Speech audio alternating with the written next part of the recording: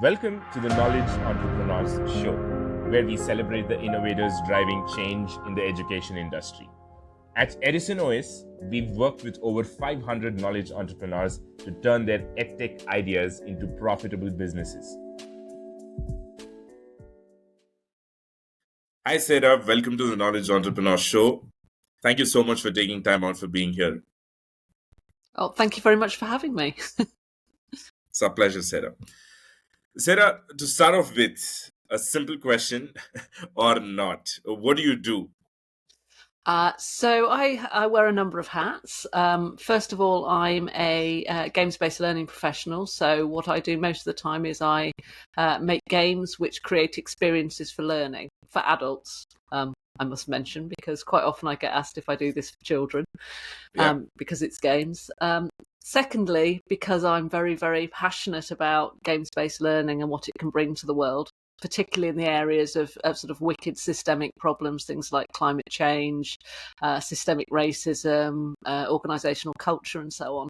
I run an online magazine called Ludagogy, the purpose of which is to bring the good word about games-based learning and gamification and gameful design in general to the world, and hopefully sort of help a few people who want to start down that journey, who want to become games-based learning professionals, giving them a few hints about where to go, what to do, and a bit of inspiration along the way, I hope.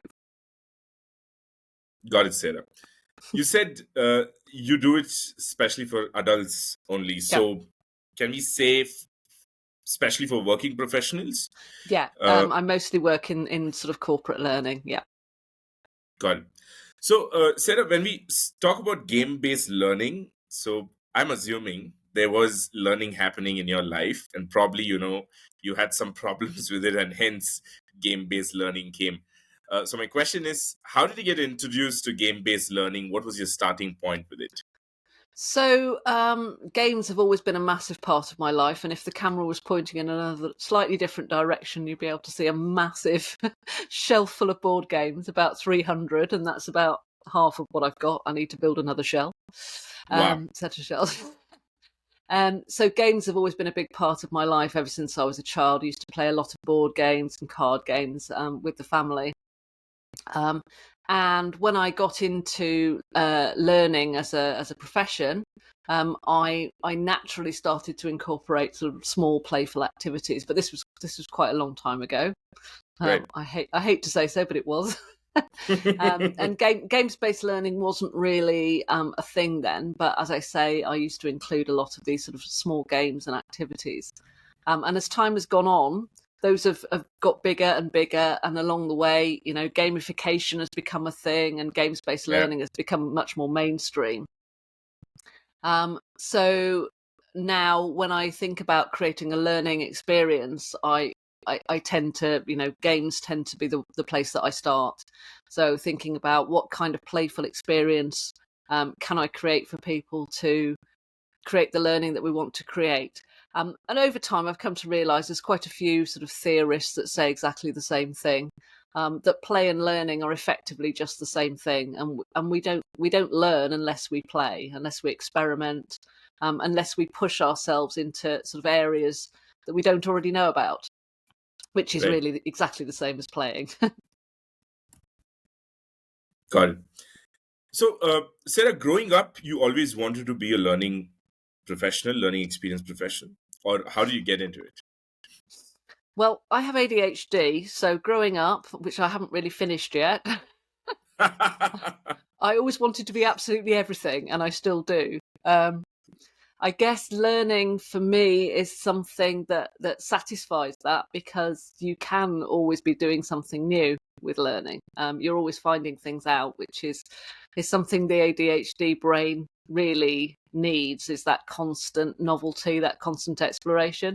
So I guess learning, if I have to settle down to something, which I think society tends to make us specialise a little bit, doing learning is about as specialised as I can get, I think, and not go completely mad with the lack of novelty.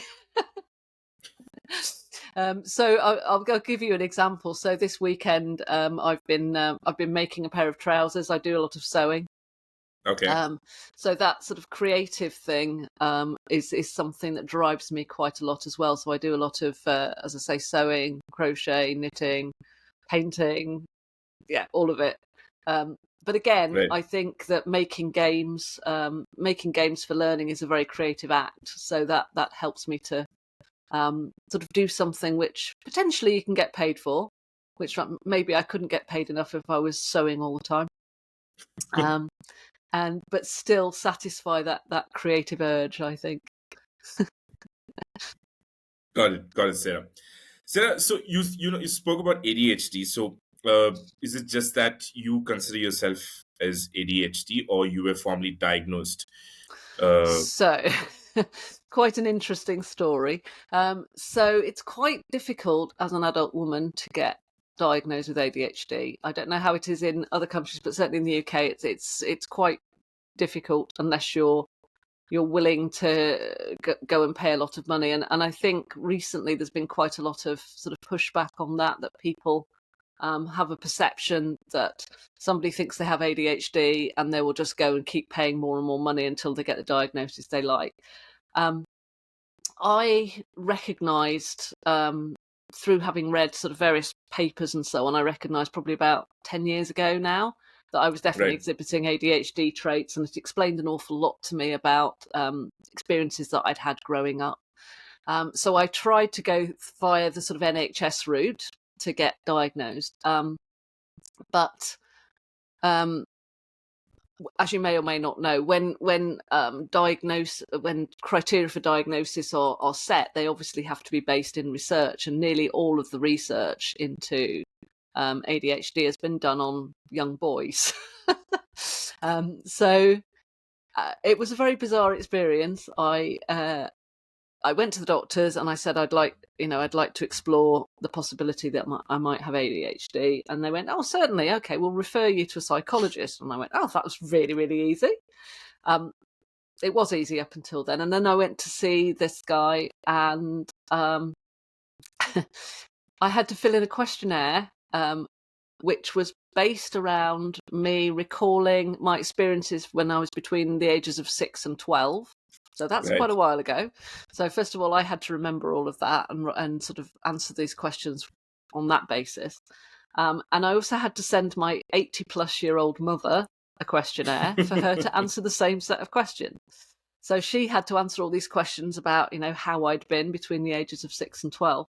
And therein rose the problem because my mother, I don't know if your mother's the same, but one of her driving forces is what people think.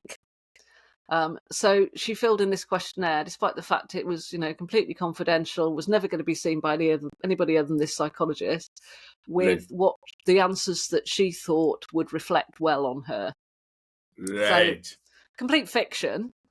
So then I'm having to sit talking to this psychologist, and I'm saying, well, this is my lived experience. This is what happens to me every day. These are the experiences I have. And he said, "Oh, well, yeah, but your mother said this." I go, what kind of diagnosis ignores the patient's lived experience and bases the diagnosis on something that somebody else has said about something they remember from sort of 50 odd years ago? So yeah, that was quite weird. So in the end, he went, "Oh no, I don't think you've got ADHD. I think you've got anxiety." And I go, "Well, I have now." But yes, so I ended up on some very unsuitable medication, which made me very, very ill. Okay. But fortunately, I managed to get myself off that at sort of 4 months, because I was very, very ill, because they were giving me medication for something which wasn't wrong with me. So at the moment, I am self-diagnosed, but I'm confident that I have those traits, and if I live my life as if I do, and do all the things that you're supposed to do to sort of mitigate that, it makes my Right. life a lot easier. So it's Yeah. kind of, well, I'm living as if I have ADHD and it seems to work. So I'll leave it at that. But That's yeah, interesting. the diagnosis experience, I don't think I'd want to go through that again. Definitely. So I'll Yeah. probably leave that now, because it wasn't great. Yeah, Yeah, yeah. If you're confident that you have ADHD, and the working with that knowledge, with that yeah, clarity about yourself helps you, then why not? I mean, you don't have to like really be diagnosed formally, yeah. um, as such. Um, just a little bit more on this. What were the particular set of experiences as an adult that kind of made you think that you might be having ADHD? Okay, so one of the things which particularly causes a problem with diagnosis is that for adult women is that ADHD presents very differently in males and females, and it presents very differently in adults and children. Oh wow. One of the things that I particularly, I won't say suffer from because sometimes it's beneficial, is hyperfocus. So that means that I can really become so engrossed in something that I'm doing, if particularly if it interests, well, only if it interests me really. If it interests me and I want to do it, I can become so engrossed in it that I completely forget everything else. Mm, To the extent that I forget to eat. On occasions, you sort of like come out of this kind of trance and you go, oh, I've been forgetting to go to the toilet, and you go, ah, that sort of thing, and it's right, really, really right. engrossing. And sometimes that's great because you can get an awful lot done in these times, um, and at great speed and with great precision and with great results. But that's only if it's something that's useful. So I can Mm, equally, my brain can decide that what I want to do today and what I'm going to get hyper focused on is sorting out all my Lego collection into colours instead of shapes. And I will do that and become totally engrossed in it. And then I'll come out at the end of it going, oh, what a waste of time. I've completely wasted a whole day doing this. So sometimes it can be quite debilitating. Um, but also, before I got diagnosed, one of the things my husband used to often say about me, he doesn't do it now. Now we've realised where it comes from, is he used to talk about my whims of the week, where I would pick up something and it would become the most important thing in my life. A new hobby, a new interest, a new author that I hadn't come across before, and it would become totally, totally engrossing. And then a week later, often, unfortunately, having spent money on buying, equipment and things, in some cases, I'd go, no, no, I'm not interested in that anymore. No, that's gone. right. Um, and that happens all the time, and that's very, very indicative of ADHD, particularly in adult women. That kind of sort of whim of the week um, thing. Um, there are numerous benefits, I would say, Right. which again, it's one of the things that I've found since I've kind of discovered this about myself has been helpful. Um, the hyper focus, if you can actually focus it in on something useful, is really useful. The multiple, I mean, almost infinite levels of interest and things that you pick up can be really, really useful in terms of divergent thinking and coming up with ideas. Um, before before I realised it was almost completely debilitating, because it was, what's wrong with me? I can't focus on the thing I'm supposed to focus on. I can't seem to do the things that other people do. I can't do this and I can't do that. And that was very kind of upsetting. And before I kind of realised what was going on, I had a lot of periods of depression. Um, but yes, once you realise you can work with it, and it can be quite useful, and you learn to sort of recognize it in yourself and go, well, it's not my fault, there's nothing wrong with me, it's just the way I am. Yeah, it doesn't ADHD doesn't come across like something seriously wrong. It's just like there are different kind of people is how it comes across to me now that I'm talking to you, because I Yeah. mean you seem to have been doing something useful. uh, but uh, but Sarah, having realized this, or having knowledge about you might be having ADHD, how do you kind of use the knowledge to, in your profession going ahead? How did you keep the downsides of it at bay? It's not always possible. So there are some days when it's really, really hard to get going on things, because there is something else that you want to do that isn't necessarily work related. Right. So you kind of have to. What I found is the best way is I kind of have to build it into my working day. I have to build in enough time for distractions that I can go off and deal with the distractions and get them. So I'll give you an example. I've been talking about the sewing that I've been doing this week, and Right. one of the other things that isn't so great is that sometimes I have periods where I have lots and lots of ideas. Now that sounds quite good. A lot of people will go, "Oh, that's great. It'd be great to have lots and lots of ideas." Kind of is, unless you get into so sometimes I get into these situations where the ideas just won't leave me alone, so I can't sleep. So I go to bed and literally my brain is just going and going and going and going and going, and I don't fall asleep until sort of like an hour before my alarm clock's due to go off, and that's basically because I'm so exhausted by that point that my body has no choice. But then, of course, that's not great because then your alarm clock goes off and you have to get up. Yeah. So one of the things, so this weekend, I spent the whole weekend doing this sewing because I'd seen this pattern and there was a whole load of new things. So this is where the learning comes in. There was a whole load of new techniques that I would need to be able to use in order to make this pair of trousers.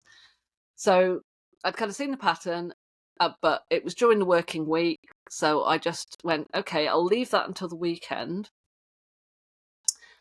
But I would go to bed and I would be practicing sewing this pair of trousers as I was lying in bed, and it would just go on and on and on and on and on and on and on.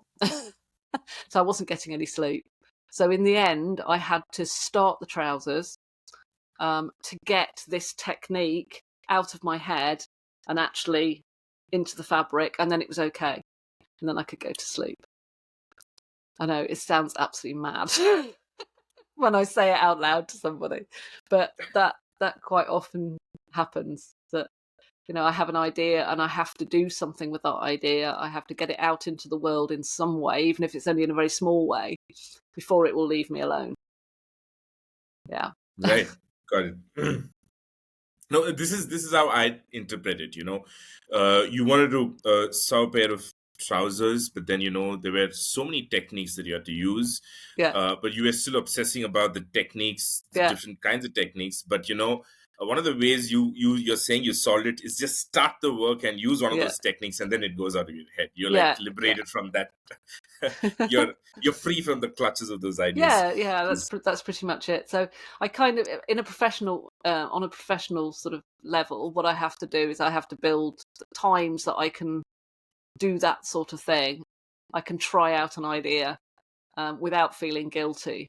Whereas before I found out about ADHD and what the potential issues were with ADHD, I would just keep pressing on and going, right, I've got to get this piece of work that I've really lost interest in, and it doesn't interest me, and therefore I don't want to do it.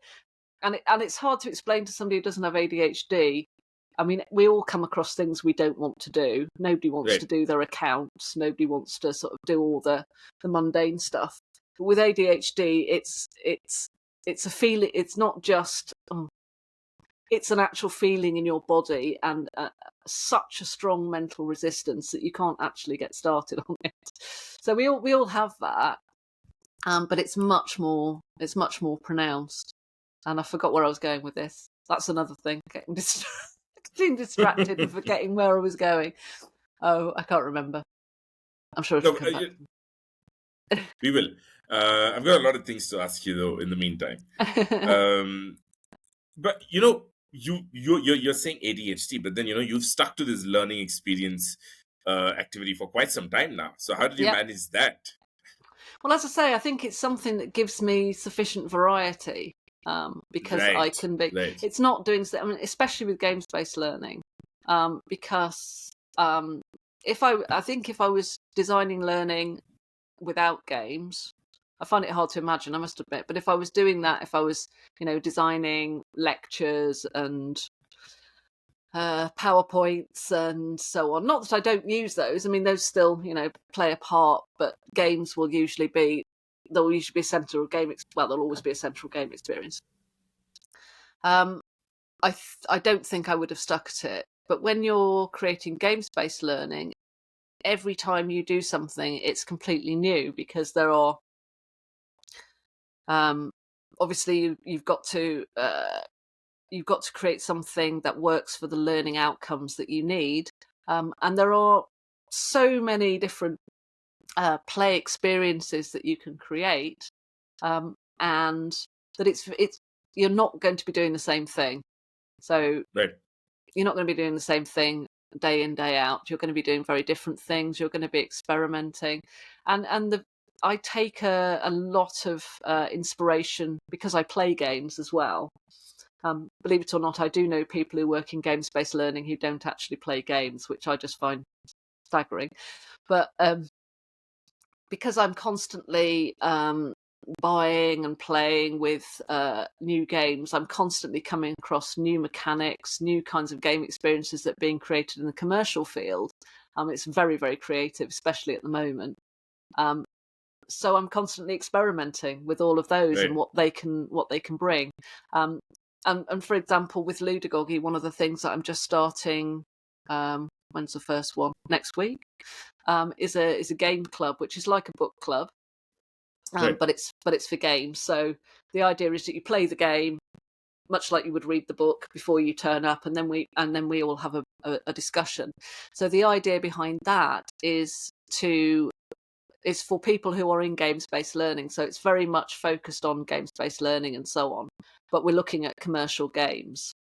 So Right. we come along, we've played the game, and we there's a set of very structured questions which are specifically designed to pull the game apart and find out how it works, and what it can tell us about how we can create games for learning.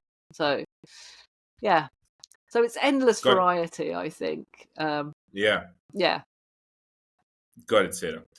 Sarah, what was your first learning? Your learning, as a learning professional. Your first Ah. gig, was it with a company, or was it something that you landed as an individual? So I was in employment at the time, and I was working at a university, and I Right. was working as I headed up a team of 6 or 7 people running a help desk in a university in the computer services department. So, we used to sort of help people when they couldn't print their essays or X, Y, Yeah. Z. And one of the things that we had to do, obviously, we had quite a lot of software, um, and we had to produce kind of handouts and bits and pieces telling people how to use this software. And this was again quite some time ago, and I was quite good at, because I'm quite good at writing. My degree's in English, so I'm quite good at writing. So I used to often get the job of producing these handouts. And what kind of fell out of that is that then somebody would say, "Oh, we've written the handout. Can you come and do a class for 8 people in this department about how to Right. use X, Y, Z?" So I was doing that. But my first big gig, and this shows how long ago it was, is the university was switching all of its administration services, all the secretarial services and admin services, over from typewriters. So this shows you how long ago it was, to WordPerfect 5.1. So I had the unenviable task of going into a room of 20 odd middle-aged ladies, some of them very close to retirement, who had used Right. typewriters all their lives, and Right. tell them they had to start using something else. Deary me, did I get some stick? So I was, yeah, they weren't happy at all, and I had to spend quite a lot of time trying to talk them round. And I came out of that and I went, this is great. This is what I want to do forever. And I don't know why, because it was quite a tough experience. Right. But the one or two people who in that room kind of went, yeah, I get this, and I can see how this is going to make things better. That was enough for me to go, yeah, this is where I want to go. So that was where I started out. I started out in software training, and I did Right. that for quite a while. And after that job, I then became self-employed and did sort of software training. But there was always the kind of need to be involved in creativity. So the sort of area of software training that I ended up going into was teaching people how to use graphics software Right. and Dreamweaver and HTML Right. code in order to write their own web pages. So I did that for quite a while. And then eventually I got into the more soft skills learning, which is the area that I'm in now, really. Although soft skills, I don't really like soft skills. It's a lot broader than that. But it's more about helping people discover their own insights. That's the kind of learning I work with now, rather than sort of training people. I don't think of what I do as training. But the way that came about is one of the clients that I had, the biggest client that I had at the time, went. What I was doing for them was teaching their staff how to use Dreamweaver and I can't even remember what it's called now. Microsoft thing that was sort of like a content management system. I can't even remember what it was called. Anyway, so I was trying to blot it out, obviously. That's okay. Yeah. SharePoint. So I was SharePoint. yeah. Right. Right. Right. So I was teaching them that, and this guy said, "Right, we've got a big software launch coming out. This was the software that they themselves made, not the software that I was Mm-hmm. training their staff on. We've got a big software launch coming out, and we've got a big job around changing hearts and minds, and it's all over the country. Do you want to come Right. on tour with me? Do you want to help me create this learning program?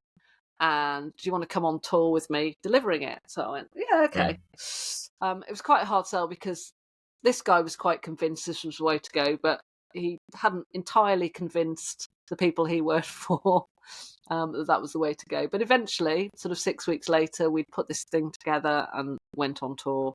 And there was a lot of kind of effective learning, as in sort of like in the effective domain, sort of changing the way people's attitudes rather than just knowledge change, if you like, in that. So that's kind of how I segued over into what I do now. I don't know Right. whether that answered your But question. it did. It did. It did. Which is let me, because at one point, you just silently brushed it like that. There was a point you were employed and then you became self-employed, which is a huge thing. Yeah. So what was the transition like from being employed to suddenly becoming self-employed? How did you land your first client? Was it through your contacts from earlier, or did you have to go out and put yourself out there? Yeah, it was going out there and putting myself out there, and I think going back to the ADHD, this is another thing that certainly is my experience. I mean, I wouldn't want to say this is the same for all people who have ADHD, although I know quite a few people who claim that it is.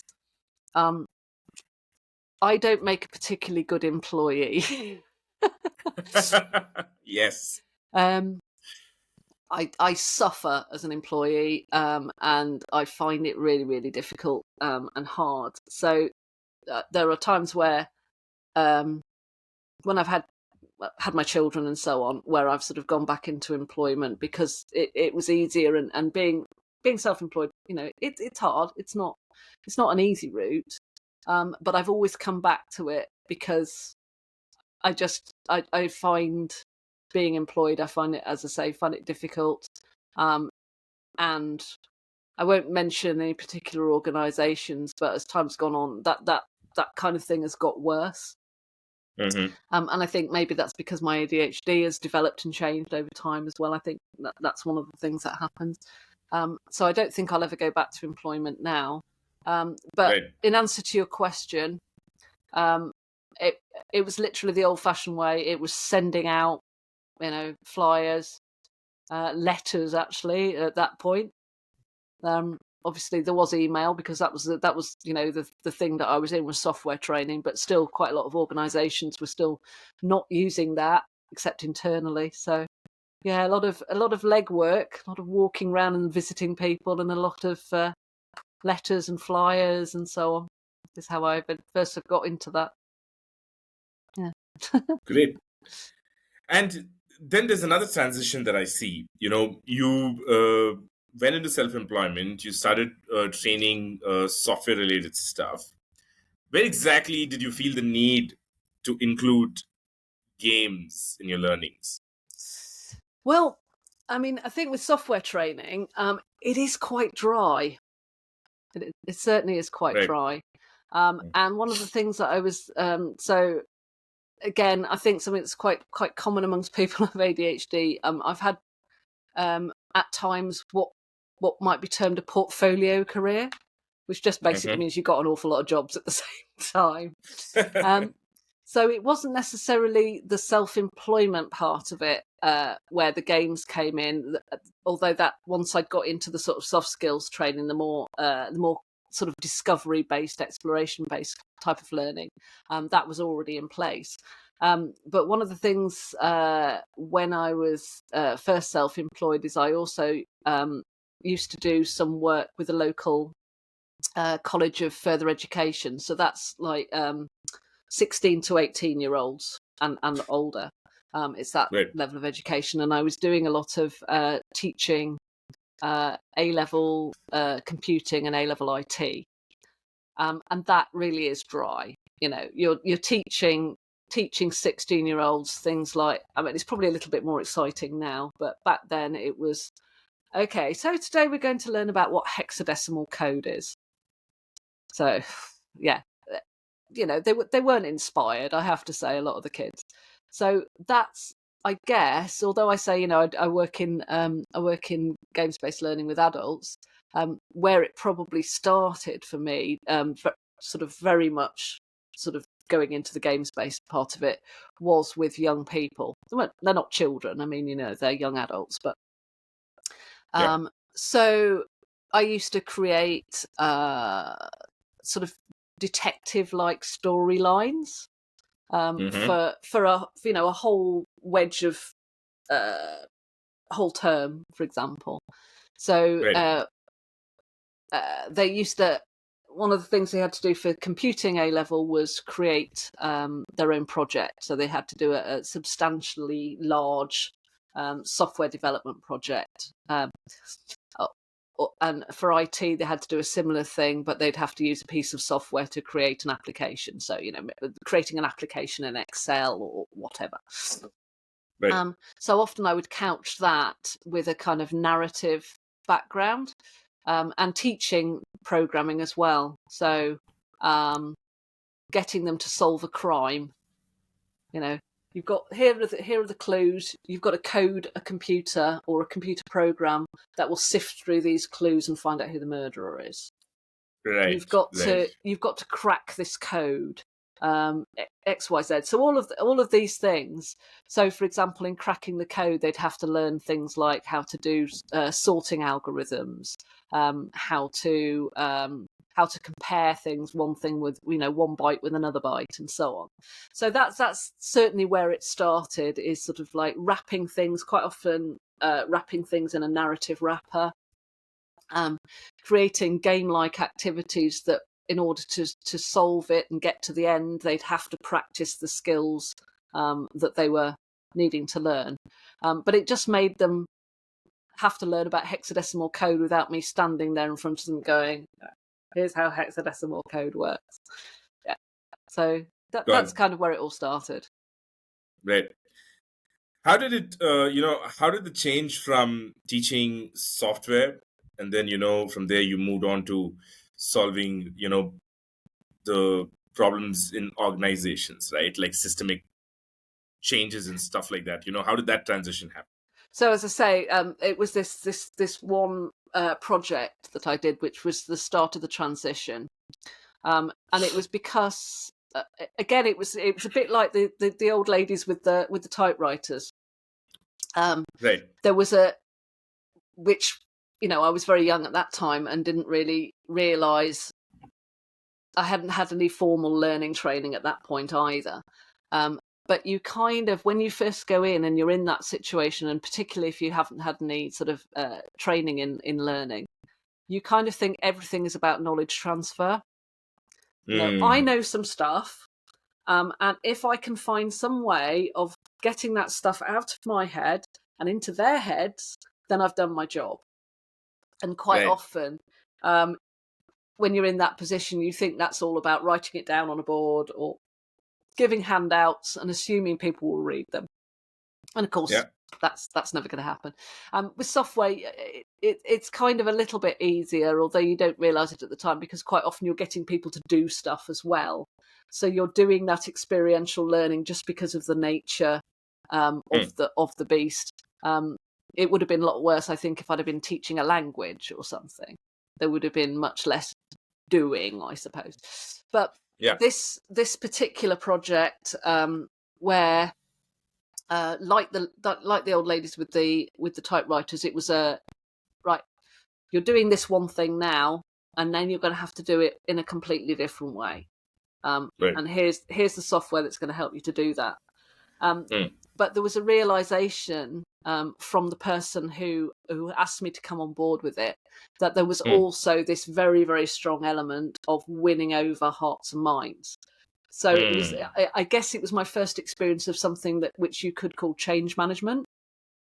Right. That it wasn't just about, right, we're going to put the software in and tomorrow you're going to start using that and everything's going to be fine. There was this recognition that actually there was also a necessity to convince these people of the advantages, to get them to discover for themselves how it would help them in their jobs, what benefits there were for them. And that was very much part of the learning design that we created for that program that we sort of like went on tour around the country with. So that was kind of the start of it, and the realization for me that there was much more to learning than just knowledge transfer, that it wasn't just about telling people stuff and then going home and going, well, that was a great day's work. All these people now know all this stuff. It was a realization that wouldn't necessarily always be the case, and that there were other things. So there was getting people to practice skills, and there was getting people to change their minds and their attitudes and their values and so on and so forth. And it was at that point then when I went, okay, so this is what I want to do. I want to be in learning. So I went off and got myself trained up. I went off and did a postgraduate certificate in education with a specific focus on teaching adults in sort of workplace and higher education. And yeah, and from then on, it was that was more of my focus. The idea that getting people to see things differently was more what I was interested in. And over time, again, with a sort of combination of being in employment sometimes and then being self-employed again, the sort of areas of interest have sort of moved much more towards systemic issues, I guess, the systems thinking side of it. I had a job for quite a while working for an environmental NGO, for example. And so a lot of that obviously was about changing hearts and minds and about convincing people that they both should and can do something about the climate crisis and ecosystem degradation and all of those other bits and pieces. Got it. Sarah, you mentioned an important thing. There's one thing about transferring knowledge, and then there comes, teaching, being a learning professional. Yeah. And then, you kind of realize that, and you yourself kind of had a formal education in the domain. Yeah. What is it to be a trainer or, a learning professional uh, without, just naturally going out there and trying to do the job and then formally being trained for it? What are the differences, the changes that you saw in yourself? Uh, well, I think the main one was the realization that delivery is not enough, and I still get quite upset. Although I mean I completely understand it, because obviously I was there myself at one point. But I still get quite upset when you sort of come across situations where this is what people are doing and they're claiming to be facilitators or whatever, and actually all they're doing is delivery. They're not facilitating anything. They're not helping people to learn. They are just teaching. And teaching doesn't necessarily, they're teaching at people. I wouldn't say they were teaching, because that makes it sound like teaching isn't a good thing. But they're teaching at people rather than helping people to learn. And I think that was the biggest revelation for me. And I think the second sort of biggest thing for me was, and it's something that stuck with me, and I think it was in the very first session that I was in. So, I mean, the qualification that I did, it's in various stages. So you start out with a very, very basic one, which is, I think, just 6 weeks. It's a couple of hours a Right. week, and that kind of prepares you. In fact, it was back then. It was called Preparing for Teaching in the Lifelong Learning Sector. So it doesn't actually give you a qualification, but it prepares you to do the qualification, if you like.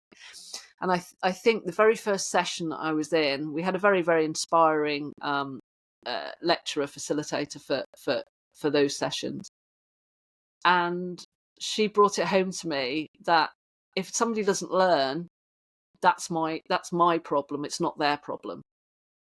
Mm. So it's my responsibility to make sure that people learn. And obviously over time you then start to get given these tools to help that happen. But when you're starting out, it's very, very hard to understand that, because you're kind of thinking, well, it's up to them. If they're not paying attention, or if they don't want to learn, or if they don't turn up. That is a little bit more problematic when they don't actually turn up. But yeah. Mm. um, but if they turn up, and you see that somebody isn't paying attention, or that is my responsibility. It's my responsibility to do my very best with all the tools I have at my disposal to make sure they do pay attention. It's not good enough for me just to say, well, they're not paying attention, so what I'll do is I'll just concentrate on the people who are. You have to get to the bottom of what it is that's stopping those people from engaging with what you're trying to do with them. And I think this was another reason why games-based learning became so important to me, because Right. it does, done well, it offers the opportunity for people to engage in a way that is relevant to them. So to give an example from sort of commercial games, a game like Pandemic, for example. Within Pandemic, there are numerous different roles. So each player has a different role. Right. And the different roles have different powers and different capabilities. So they play in a different way. And games-based learning should be like that. It shouldn't be about, and quite often this is the objection you get to games-based learning. Well, what happens if people don't like playing? What happens if they don't like games? But games-based learning and play and learning should not be thought about in those terms. You're not forcing somebody to do an activity they don't like. What you're doing is offering them the opportunity to play, because when we're talking about play, what we're talking about is exploration. We're talking about people using their creativity and their own ideas in order to access a domain of knowledge or a skill, or again, something in the affective domain. So the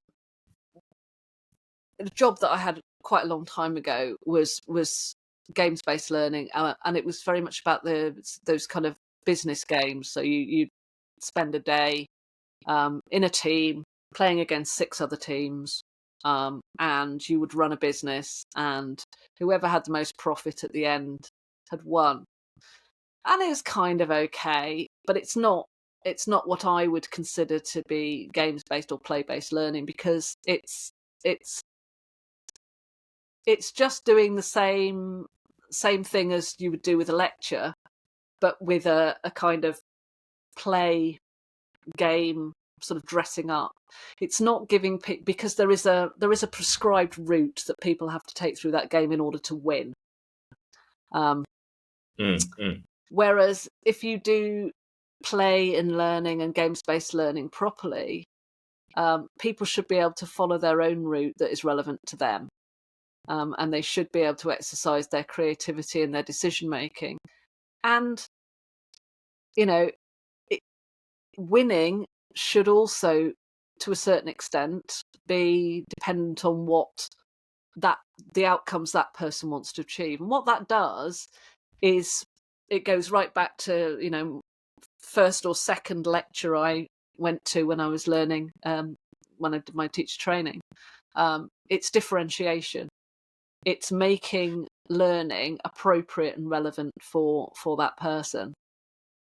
So the games that I create are much less rigid than something that goes, right, here's a game that you play and you have to go through these steps, and at the end, if you've done this, you've won. If you've not done this, you've lost. Because for a lot of people, running that business, the winning wouldn't necessarily be about making the most profit. It might be about reaching the most people.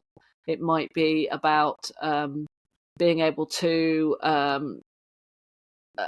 solve a social problem. It might be X, Y, Z. Right. So yeah. Oh God. You were talking about how winning may mean different things to different people. Yeah. All right. Yeah. So the games that I create are designed to incorporate that, and in fact, some of them you probably wouldn't necessarily, when you compare it with something like a business game, you probably wouldn't necessarily recognise them as a game. So I'll give you an example. I've got a pack of cards that I've just created. Mm-hmm. Sorry, I'm slightly out of breath now. No problem. Sorry, please take it back. I have a pack of cards that I've created, and they are designed to be completely undecipherable. So the writing on the cards is uses a script from the Voynich manuscript, and I actually haven't even typed words in. I've just sort of typed random letters on them. So there's a block of text. It looks much like a game card. So if you imagine, it's got an image and some text, and it's got little dots and markers and things that look like they might be numbers. But all of them are designed to be not readable. And the images themselves are also quite weird. So the idea is that these cards could be anything to anybody. So one of the ways in which we use them is that I take them into an innovation and creativity session, for example. Lay the cards out on the table. So on one side they've got something with imagine an image at the top and then a block of text at the bottom. They have red, yellow, and blue dots in various positions, but they're in different positions on different cards. On the cards, and on the other side there is just a full image on the card with one black and one white dot, again in various different positions on different cards. Right. And I take those into a session, I spread them out on the table, some on one side, some on the other. And the story that you tell the participants is, these cards were discovered in an architectural dig. Nobody knows what they are. They could be a game. They might be a knowledge base. They could be a novel. They could be anything. But we've been told that they are, and then you sort of like inject whatever the learning outcome is for that session. So you might say, but we've been told that they, one of the theories is that they might be a set of cards which outline a continuous improvement process. So you have a couple of hours, here are all the cards, let's see if you can work out how they fit together as a continuous improvement process. So then what people are doing is they're interpreting what's on the cards, they're interpreting, the dots and how they might influence how the cards are used. Because cards are so versatile, obviously you can do various things with them. You can turn them over from one side to the other. You can have them in different orientations. You can stack them. You can hide them under each other. So you just get people to play with the cards, and what it does is it taps into people's not only their intuition. So in that way, it works. I'm not a believer in tarot cards for telling the future, but I do see how that combination of imagery, what it does is it taps into people's intuition, and it sort of helps them to interpret things. And these cards work in much the same way.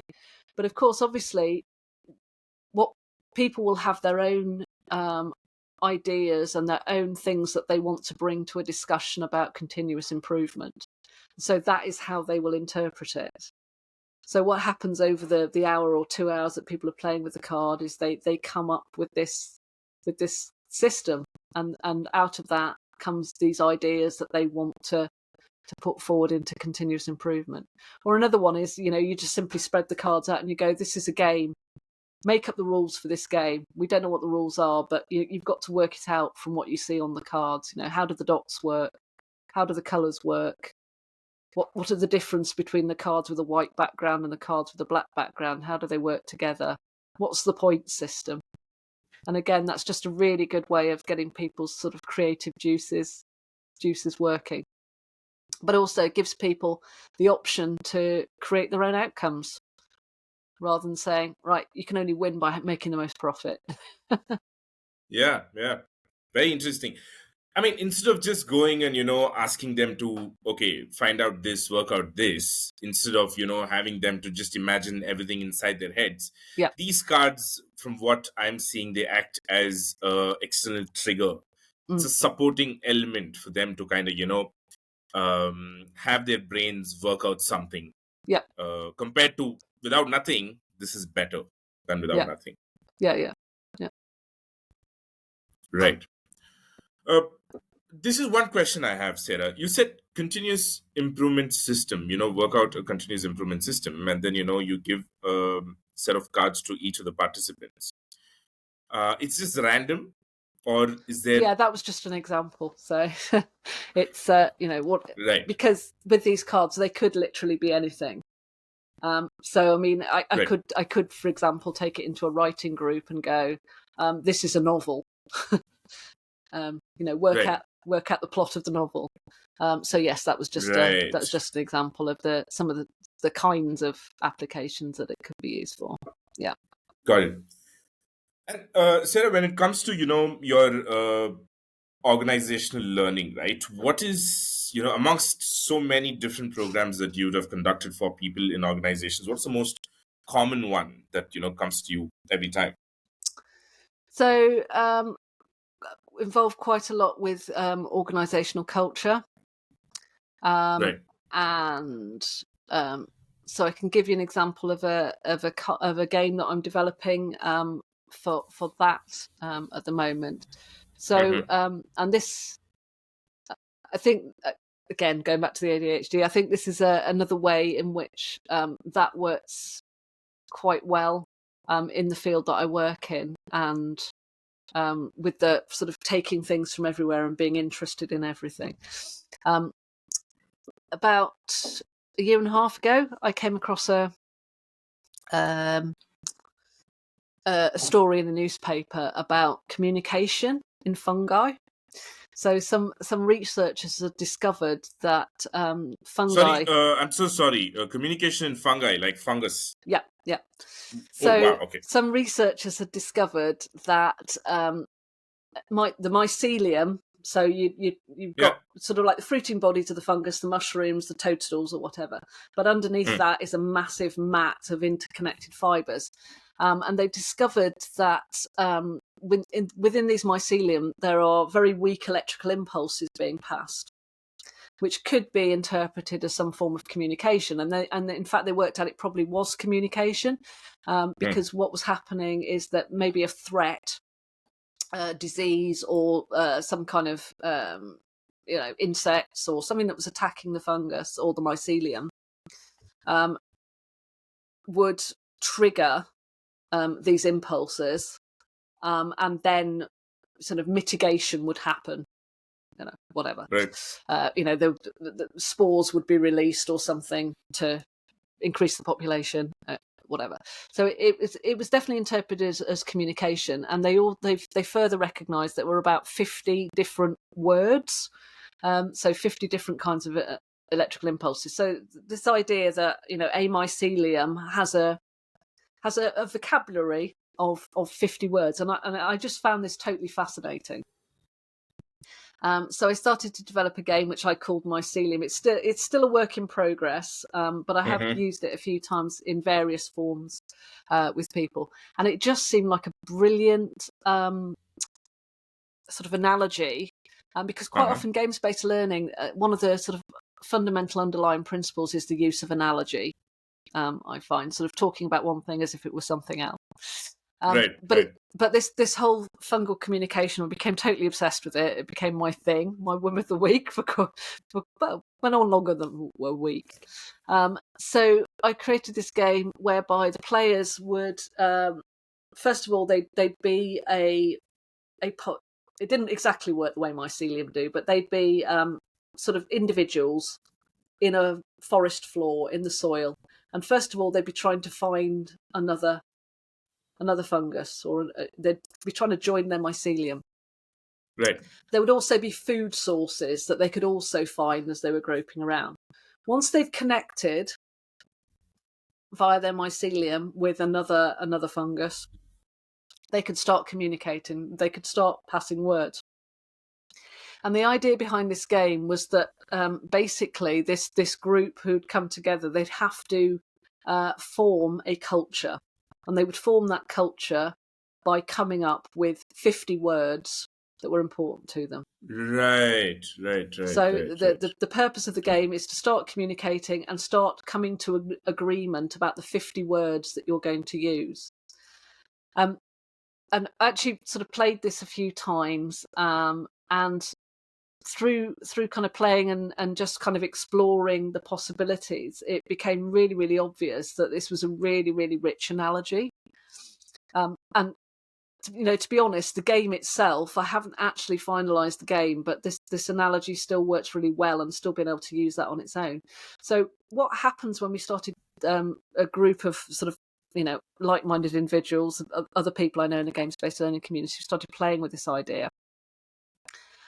So there are various things that work really well. One is, if you're amongst the first of the fungi to find another fungi, you can start sending suggestions about the words that should be in the culture. So you get a head start on deciding what the culture is going to be from the people who haven't joined yet, haven't connected yet. So that's something that you quite often see in organisational culture, that there is, this is the way we do things around here. This is what's already established. No, you can't change things because you've joined too late. You've just got to live with what goes on here. Right. There was also when we started adding food sources. So food sources wasn't a part of it initially, but we added food sources. So what would happen if you found a food source is that you had a choice. You could either take all the food for yourself, or you could take some of the food, leave some of it behind. You can also send food to other fungus, so you can help people out, or you can hoard it all to yourself. So a whole lot of stuff around there about how resources and how power works within an organisation. And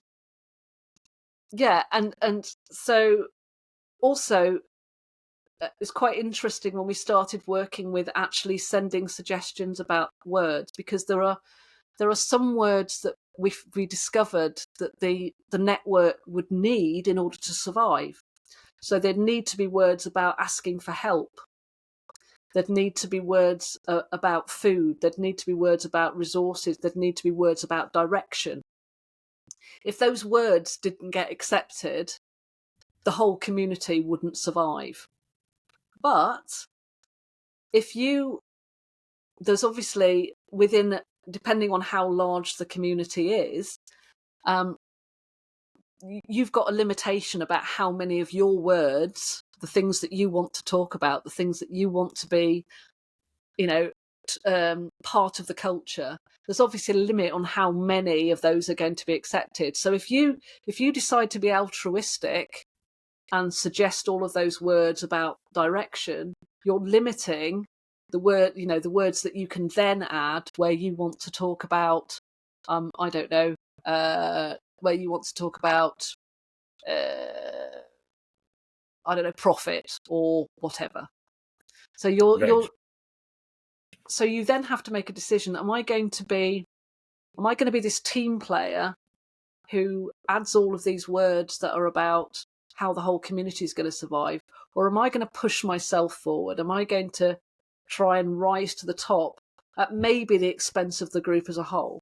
So it was such a brilliant kind of analogy of the way organisations work, the way individuals work within organisations, the way sort of the whole tragedy of the commons thing came into it really strongly as well. So yeah, that's another example of and I wish that I haven't got to the point where I've got a game that I could put in a box and sort of like give to somebody and go, here's this game, here are all the rules. Because every time we play it, it changes slightly. So it's still very much a work in progress. But that play experience with the mushrooms, and it still works really well, even without a solid, here are the actual set of rules you've always got to play to. So yeah. Great.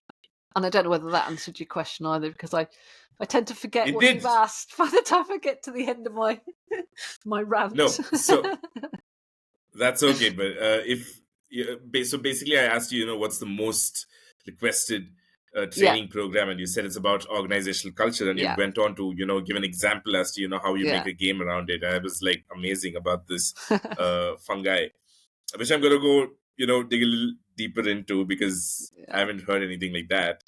And there's something about comparisons drawn from the animal kingdom, and when you try to communicate the same to human beings, I don't know, there's some connection. There seems to be a little bit of an awe, because when you probably talk about another group of human beings doing the same thing, there is a fascination, but not as much as the kind of fascination comes when you talk about animals. So that was great. So do you, Sarah, create games every time that you go to a new program in organizations? No, so sometimes something that already exists will be suitable. But as I say, quite a lot of the things that, particularly recently, that I've created have been very sort of versatile kind of game systems, rather than necessarily a game in a box. The best example I could give of that would be a business, that business game where it's going to be the same every time you play it in terms of how the rules work, what decisions you've got to make. So I'm very much less creating things like that, and much more creating a system which can be used in a number of different ways. And I guess because of that, I've in recent times become very much more involved in creating card decks, and I think that's purely because cards are so versatile in their use. So many different ways in which you can use them. So I mean, I'll give you another example of that. So as I say, quite a lot of my work is in sort of systemic problems. I would say another thing that quite often I'm involved in is things like diversity and inclusion. And much like the organisational culture, sometimes these things can be difficult conversations. So going back to the fungi, nobody wants to be told that they're the fungus that hogs all the resources and is selfish and does everything for themselves to the detriment of the organisation. Although I would say that one of the things that I feel about the way that business culture works generally is that the systems are generally built for people to behave like that. So there's not a lot of incentive for people to behave well within organisations. There's always a lot of siloing. There's a lot of acting in your own self-interest, but it's not because these people are evil or anything. It's just because that's the way the system's built. Because it's designed for you to climb the greasy pole, tread on others over the way if you want to achieve your career and financial goals. And quite often, to have that conversation in a sort of in a bold and honest way like that would get quite a few people upset. So one of the important things that you were talking about the animal kingdom and so on, one of the important things that games, and particularly games which make use of analogy and metaphor, are very useful for, is giving that buffer, that psychological safety. So you can play this game with the mushrooms and somebody can behave very badly and keep all of the resources to themselves, and eventually the whole system fails. But you can then have a conversation about what happened with the mushroom colony. You don't have to be having a conversation about, well, this is how your bad behaviour has affected the organisation. So it gives that buffer of psychological safety. And one of the other games that I've created recently is actually, I'm kickstarting it this summer, is a thing called the Museum of Impossible Objects. So it already exists and it's already complete, but it only exists in electronic form at the moment, and I want to actually have physical cards, hence the Kickstarter. But the Museum of Impossible Objects, that is, again, it's a set of cards. They consist of, each card consists of, on one side there is an image, which is an exhibit in a museum, and a little description, such as you would see next to a label, such as you'd see in a museum, that explains what the object is. And on the other side, there are 3 or 4 questions which might come into your head as you're looking at the object. Now, it's quite a mysterious museum in that there are various things about this museum which are true in the museum which aren't necessarily true in the real world. So magic exists. So several of the objects in the museum are technology created by fairies, for example. And when I say fairies, they're not the Victorian, pink tutued Tinkerbell type fairies. These are proper folklore fairies, not always friendly to humans.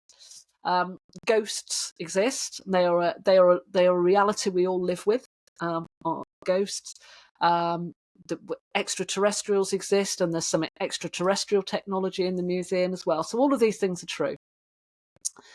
So obviously, with there being fairies and ghosts, and also some animals are sentient, particularly crows and other corvids. They're all sentient as well. So human beings are not the only sentient species in this world. Yeah. So there are a number of ways in which this deck of cards can be used. First of all, I mean, they can be used as writing prompts, particularly if you're interested in writing fantasy stories or ghost stories or whatever. But at a learning level, they can be used to start conversations about real problems in the real world, but with this buffer of psychological safety.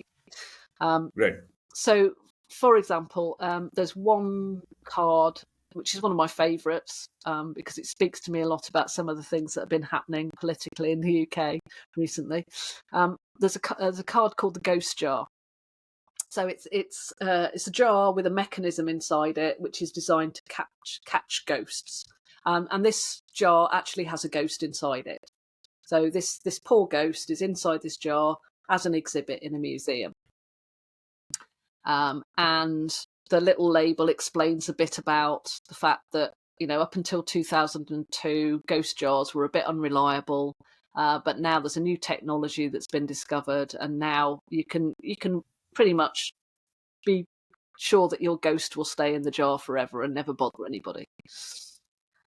So, and then on the other side, there are some questions. And one of the questions is, what rights, if any, should be accorded to the sentient dead?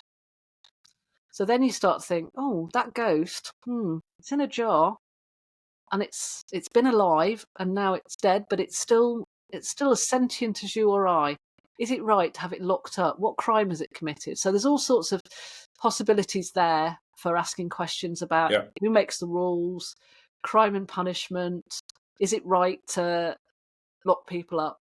And one of the things that I've found it's been especially useful for the ghost jar is starting conversations around UK immigration policy. Because there's, I don't know if you're aware of what's been going on, but Suella Braverman. Yeah, a little bit. Yeah, Suella Braverman. I won't say what I think of that woman because I've got to be reasonably polite on your your podcast. But her idea is that people who come into the UK, asylum seekers who come into the UK, should be basically detained, and her plan is to ship them all off to Rwanda. So these are people, these are people with genuine claims for asylum. They're not people sort of like coming here to plant bombs or whatever, but that's the kind of narrative that's behind it. So the ghost jar for me kind of really kind of sums that up. The ghosts are seen as a bit of a nuisance, but have they done anything wrong? Should they be in prison? Should they so one of the ways in which I've used the ghost card, for example, is to start a debate. But it gives this psychological safety again. So you have like one half of the group, you go, okay, you are people who think ghosts are a nuisance. You think we should go into widespread manufacture of ghost jars. And not only that, but you think actually once the ghost jars have been filled, they should all be like put out in a ship in the ocean, out of the way. Right. And then the other side, okay, you are the Ghost Liberation Front. You think all the ghosts should be released from the jars because they've done nothing wrong. And then you start a debate. And of course it's a debate about immigration policy, but it's with that layer of safety that, you're not necessarily accusing people of being right-wing bigots. Yeah. So, yeah. Sarah, to those who are, listening and, who'd like to bring in, elements of play and game into their training or anything that they're, helping people learn, what's one or two things that they can start off with in, from a mindset point of view? Yeah. Well, I'd say I've got two bits of advice, I guess. The first one would be play games. Go out and get some board games, join Board Game Arena or, play computer games or whatever, but within a classroom setting, probably board games are a little bit more accessible. First of all, play games so that you know what's there and you yourself can get the experience of play and see what play can do. Secondly, in terms of, it's funny actually, because I put a post out on LinkedIn last week that actually had 7 things that you can do today to bring more play into your classroom. I'll just pick a couple from those. So probably one of the easiest ways to start is to start using narrative. So storytelling is a big part of all of the games that I create, and some of the games are literally little more than a narrative wrapper around the learning. So it's saying here's this story that you can tell yourself, and that creates a different way of looking at something, which is in itself an act of play. So ways in which you can use narrative are really, really simple. So the one I was talking about, the Museum of Impossible Objects, a really, really simple one. If you're doing a session where you want people to come up with ideas, you just say to people before they start, right, we live in a world where magic really exists. So you can do anything with these ideas. Anything you want, it can happen. So now, let's start coming up with some ideas about how you want this product to work, or this process to work, or whatever. And that really helps, because it's very, very difficult. So obviously, if we take the brainstorming process as the idea that, first of all, you're doing divergent thinking, and then you're doing convergent thinking, you're selecting from those ideas you've come up with and coming up with ideas which are actually feasible. It's really, if people haven't been very creative in their divergent thinking, which quite often they aren't, because they are already thinking convergently. They're already going, well, I can't mention that idea because we won't have enough money. I can't mention that idea because we haven't got the technology. I won't mention that idea because it's not compatible with our systems. So they're already constraining themselves. Whereas if they did it properly, they shouldn't be doing, those constraints should come in the convergence bit. So if you give people permission that absolutely anything goes, then it's much easier in the convergence session to bring people back down from this, ridiculous height of creativity back down to something that's feasible, than it is to get people to be more creative when they've come up with something that isn't particularly creative. It's very hard to get people to be more creative once they've come up with something mundane. So that's a really simple one. A narrative wrapper which gives people permission to think differently, and magic is one that I use quite a lot. Another one, which is a narrative-based one, is well, let me think. I'm just trying to think of I'll think of another one that isn't narrative-based, because otherwise I'm coming with the same thing.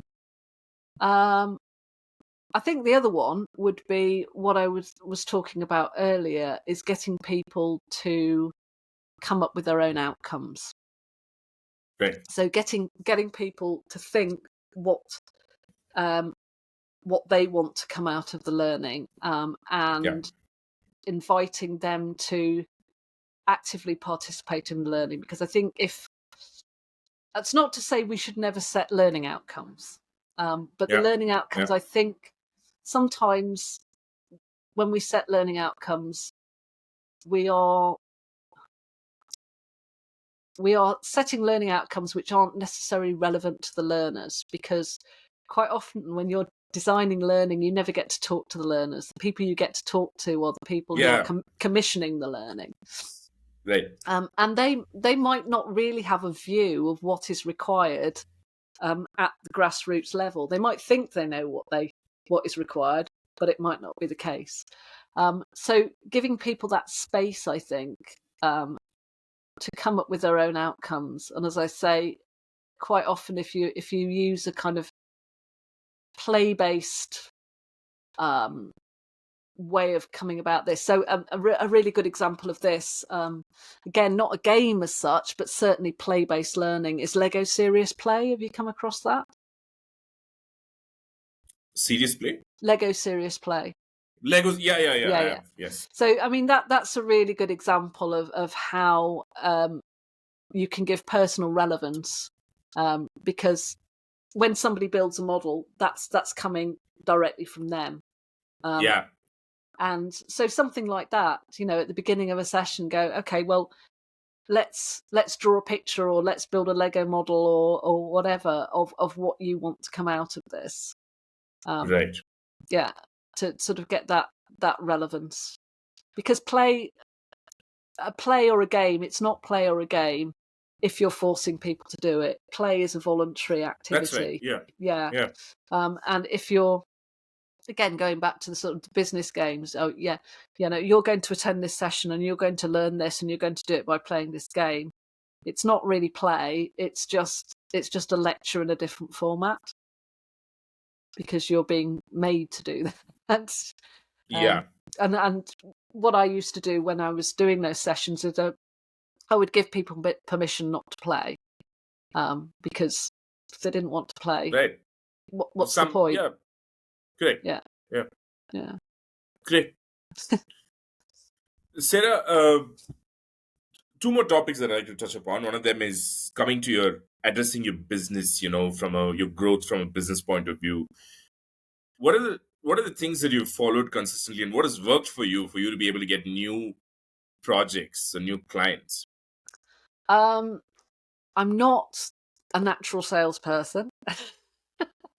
Yeah. Selling kind of gives me the ick, I have to say. So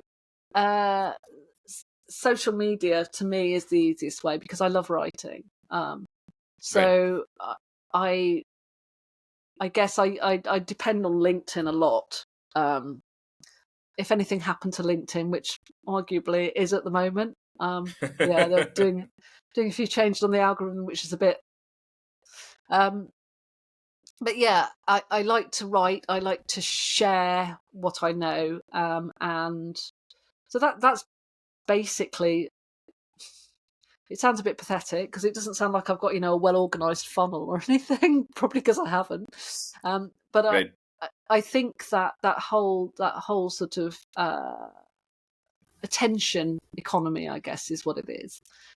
So I think the idea that you learn stuff and you share it, and you hope that people get interested in it and come along and try and find out more about what you do. That's basically my philosophy. So my sales funnel doesn't go much beyond a sort of social media. The LinkedIn kind of, posts. Got it. Kind of LinkedIn, And bit of Instagram maybe, and Twitter. Although that's probably that's probably dying a death as well, isn't it? Its last legs. Yeah. It's no more Twitter. Yeah. You know that, right? It's X. Yeah, I know. It's not Twitter anymore. Yeah, I know. Yeah. Yeah. It seems a very strange thing to do, but yeah. And Sarah, the whole thing of the lockdown and the virus thing, brought about this whole online thing. Not that people weren't doing online before the pandemic, but the pandemic kind of gave no choice but for a lot of people to go online. And so your programs, are they, in person or are they online mostly? Both, really. It's pretty. I mean, obviously within the pandemic, because I've been doing a lot of in-person stuff, that kind of went out the way. So I started the magazine at the beginning of the pandemic. It was totally coincidental. I wasn't expecting a pandemic, and it was just coincidental. But I spent quite a lot of time during the first lockdown, sort of building up the magazine. Did some stuff online, but I wasn't doing as much delivery. So I started to focus more on design particularly of games, and I guess that's kind of stayed to a certain extent. I'm not doing masses of delivery, more sort of developing games. But when I do delivery, it's pretty 50-50. Yeah. Right. You mean to say it's sometimes it's online, sometimes in person. Yeah. Got it. And when it comes to online, delivering online content, as a program or as a training module, what are the tools that you rely on, and what does your tech stack look like? Well, I've just changed my tool set. So I'm going into a whole new era. So it used to be Zoom, and whatever I needed to display what I was going on. So there's what's it called? ScreenTop GG, which I use quite often for card games and so on. It's a bit like Tabletopia, but I find it a lot easier to use.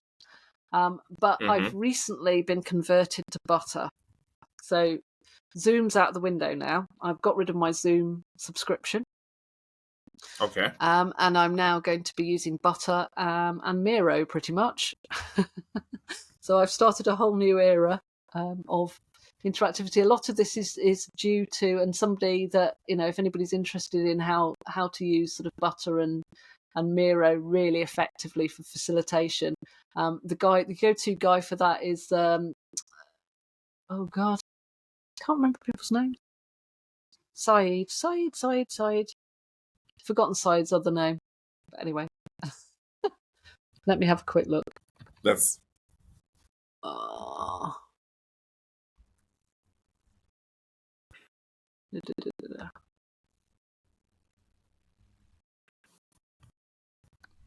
It's terrible. I talk to him nearly every day and I've completely forgotten his surname. It's having a microphone, I think, in front of you that does that. Anyway. that's okay. Yeah. So you're saying Butter has replaced Zoom completely for you? Yes. Yeah. There's much more. It's much prettier to look at. I love the facilities it's got in it for things like, you can create your agenda within Butter, Right. and then just sort of set it in motion when you start your thing. You can attach all sorts of bits and pieces within Butter, things like flashcards, videos, and so on. And it works so well with Miro, which is brilliant for playing games in, particularly card games. You can use that as a massive card table. So yeah, Saeed Sadouk, that's the name I was trying to remember. So yeah, he's the guy to go to, or the guy to follow on LinkedIn if you want to know how to use Butter and Miro together to create really, really interesting experiences. Got it. And your sessions are just, one time, or do you have to, be in touch with the participants for a prolonged time, where you probably have to upload, download, and stuff like that? Do you collaborate over a period of time? Do you happen to, use does your programs need you to kind of be in touch with your participants for more than just the day of the program? Is there a continuous interaction for a period of time? Yeah, so I do generally 2 lots of delivery, and the first one is obviously to clients, but also through Ludagogy magazine. One of the other things that I do is courses for learning professionals. All right. So so actually do things around sort of games-based learning and learning design and games design, and been doing a few sessions about using AI, for example, recently. Right. So it kind of varies. So sometimes with the client things, generally speaking, those are usually shortish programs, maybe 1-2 days, sometimes a bit longer. Sometimes with the stuff that I do with learning professionals, it goes on a little bit longer. So you might do 2 hours a week for 4 weeks or whatever. Right. So it varies, but generally speaking, the client ones are usually. I think that's something that's happened certainly since the pandemic. Is I think learning programs used to be longer than they are now. Yeah. With clients, so yeah, belt tightening, I guess. Right. And how do you have your sales of the courses that you create as part of Ludogogy? Do you put it out in social platforms like Udemy, public platforms like them, or do you have a private website for that? So again, I'm in a bit of a state of flux with that. I'm intending to use a platform called Academy. Up until now, what I've been doing is just as very sort of basic kind of put something on Eventbrite and host it in Zoom. But as part of this sort of changeover to use Butter and Miro, I'm also changing my platform as well. So yeah. So generally speaking, the idea is to use social media for sort of publicity, right? But also get the benefit of using an established platform. So there's a certain amount of marketing that goes along with that as well. Got it. And yours are in that you mostly live interactive programs. It's not recorded courses. So again, sort of a work in progress, if you like. Most of them have been live, but obviously recordings are made during the live ones. So the idea is that eventually I will get into some kind of rhythm whereby I do a live program, and if there's anything new and funky that comes out of that, Right. that would be you. So I will, say the first time I do something, that recording will then be chopped up into little video sections and put onto an asynchronous course. And as time goes on, each time I run that course, if there's anything new and interesting that comes out of it, that gets added to the asynchronous course. So the idea is it will become an engine for creating asynchronous courses, which obviously is a little better from a business perspective, because it's more sort of passive income, I guess. Yeah. Create once and sell multiple times, sort of thing. Yeah. Great. Sarah, I think I've covered all the topics that I wanted to touch upon in this podcast. And thank you so much for, deep diving into some of the concepts and examples. It was fascinating, truly. And I hope, the listeners add some element of play and game in their training sessions. And if there are people who are teaching stuff for not adults, I hope they can figure something out for something for them as well. I mean, I think all of the stuff is equally applicable to children. It's just that's just not how I use it. Yeah.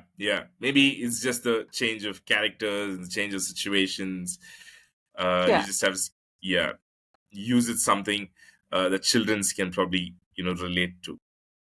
Yeah, definitely. Got it, well, thank you very much for having me. It's been a very interesting chat. Thank you for taking the time out. It's a pleasure having you here. Yeah, and if anybody wants to get in touch, the best place to find me probably is LinkedIn. Right. So I hope to see a few folk there. Yeah, we can add all the links in the podcast page of yours, and cool. And if there's anything more, we can definitely add them as well at a later point too. Cool. Okay, Sarah, thank you so much.